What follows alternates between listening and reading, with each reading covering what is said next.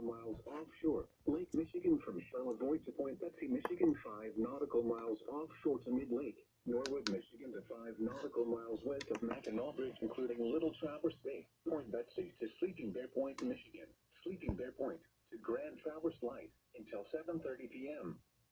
At 6:03 p.m., strong thunderstorms were located along a line extending from 19 nautical miles west of Beaver Island to 11 nautical miles west of South Fox Island to 9 nautical miles east of Canna Island Light, moving east at 30 knots.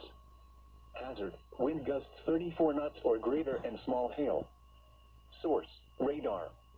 Impact, small craft could be damaged and briefly higher winds and suddenly higher waves.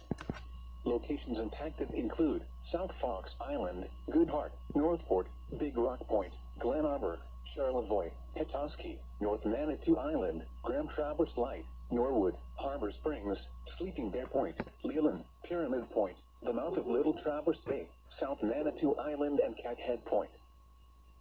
The short-term